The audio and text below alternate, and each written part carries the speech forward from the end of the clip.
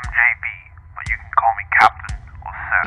In today's episode, we'll be teaching you how we made this chest plate that I'm currently wearing, ARC Trooper variant. Before we continue, hit subscribe, smash that like button, get ready, sit back, and enjoy the show.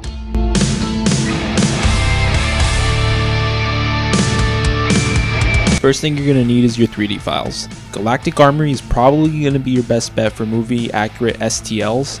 That's where we'll be picking up our set of Phase 2 files along with the ARC Trooper editions as well. After checking those out, we can import our parts to Mesh Mixer where we'll splice and dice to our scaled specifications. So my chest already measures at 38 centimeters. I didn't have to scale up or down, which was great. But if you do decide to scale, remember to do it for the chest armor plating as well. Once exported, we can import our model meshes to Kira and begin the printing process. The only settings I would recommend tinkering with are the infill if you want a beefier print, and of course you want to modify your supports to the areas in which they are only necessary. Now if you do plan to use ABS plastic, you will need an enclosure, so click here to see how I made a video of this one on the cheaps, and if you haven't seen the helmet building process, I highly recommend you do so before continuing. Both links will be in the description below. Now that our pieces are printed, we can start to focus on the assembly.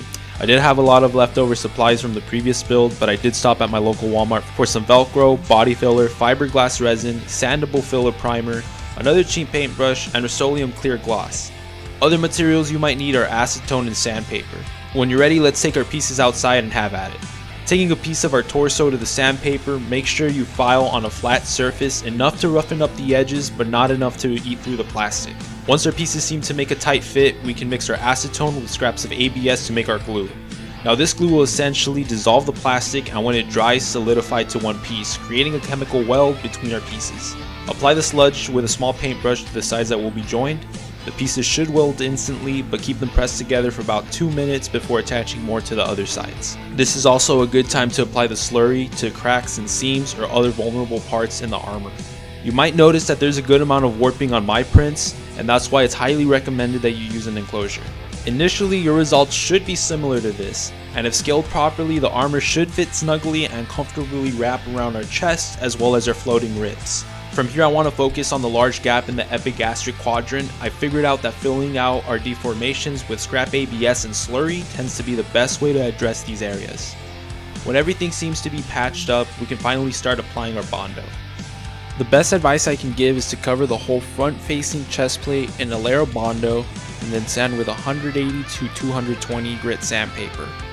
After doing about this 3 times, we can apply our coat of filler primer. This will make it easier to spot the imperfections we need to work on. Apply more Bondo where necessary and then sand again. Once we lay down our final layer of filler primer, we can focus on reinforcing our armor with resin.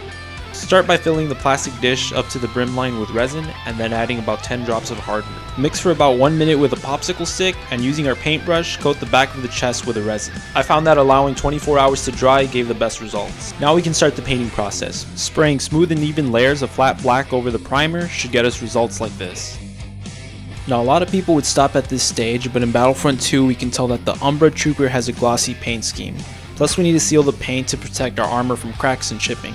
So taking our clear gloss, we're going to give the chest piece a couple of thick layers, and after about an hour of drying, I lightly wet sanded over the clear coat with 2000 grit sandpaper. Now this step is completely optional, but I also took McGuire's liquid wax and went to town with it to really bring out that shine. By the looks of how this water slides off the piece, you can tell that the surface is nice and sleek, and we definitely got the results that we wanted. Essentially the same process for the chest piece is the same process we'll do for the armor plate that goes on top. I didn't catch too much video because my camera ran out of space, but the main difference is the orange pattern the Umbra Troopers carry. Now my best advice is to use white crayon to make bordering lines of the pattern, and then use painter's tape to tape up the areas you don't want painted. I'll be putting reference images down in the description through my Google Drive. That way if you do take on this project, it'll be a lot easier. Lastly, I used some Velcro to attach the chest piece to the armor plate. I also lined the inside with sticky felt sheets I found around the house. And finally, here are our results. In all honesty, this project came out better than expected. I'm not sure if we're going to be able to meet our Halloween deadline. Really with school and work, things have been sort of whack, but if this is really something y'all want to see done by then leave it in the comments below and we'll see what we can do. So get out there, soldier, and let people know about our channel. Who knows, potentially we may have 100